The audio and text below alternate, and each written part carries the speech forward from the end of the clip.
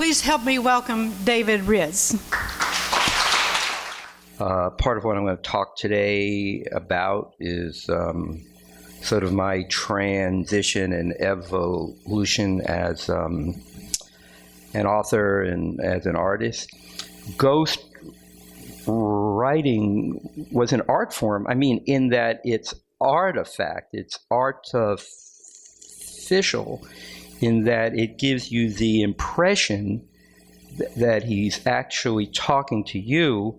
If you aren't genuine and if you don't convey a notion of authenticity, then it just doesn't work. The prose rings untrue and hollow. Part of what's tricky about being a ghostwriter is sort of knowing when you can hang out and when you can't, and trying to figure out when do you get into the limousine with the artist, or when do you take a cab and not get in the limousine with an artist. And I had a hard time learning this because I'm enthusiastic and I want to be with the artist all the time, and you kind of it was easy to overstep your boundaries. I was working with Janet on her autobiography, and we went to Japan, and I was so excited to be in Japan for the first time. And anyway, it was sort of a great thing. And I have a pal of mine who's a Japanese journalist, and he and his wife are really good friends of mine. They're huge Janet Jackson fans, and they knew I was close to Janet, whom I adore, and they said, you've got to introduce us. So I called back to the room, and finally one of her assistants answered, and she said she just can't do it now. She doesn't really want to see anybody. They asked me how I wanted to spend the afternoon. They thought they were going to spend the afternoon with her. And I said, well, let's do the thing I love to do most of all, which is shopping for clothes.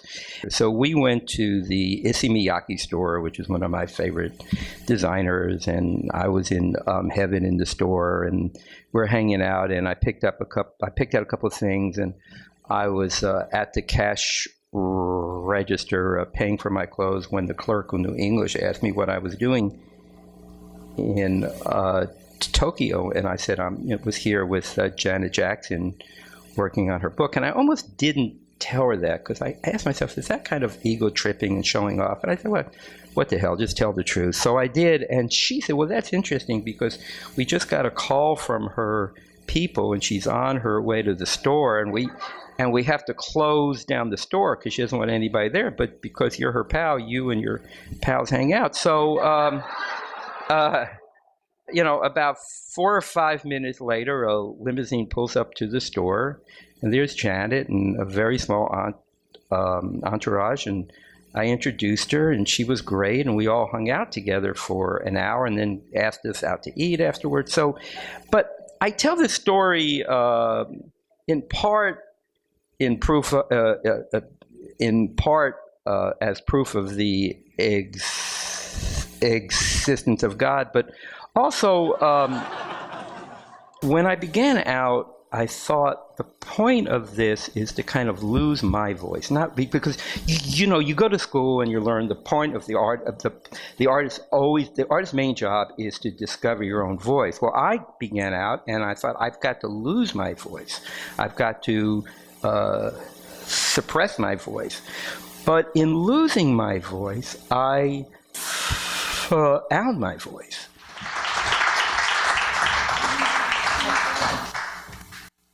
And now I'd like for Chris Wagner, the Dallas News culture critic, to come up and ask David some questions. What if you don't like their work?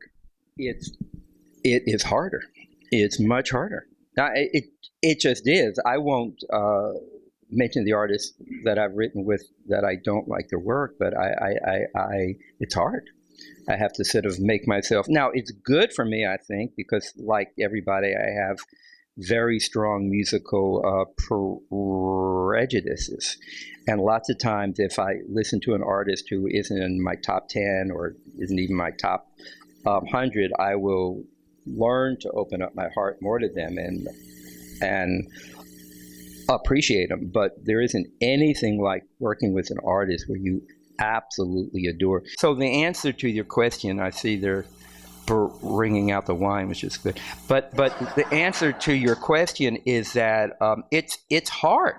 It's hard, and it's challenging. And I won't mention the artist, but lots of times I've done books, and the minute the book is over, I go to my iTunes and I delete all the music by the artist that I don't want, that I know I don't have to listen to anymore.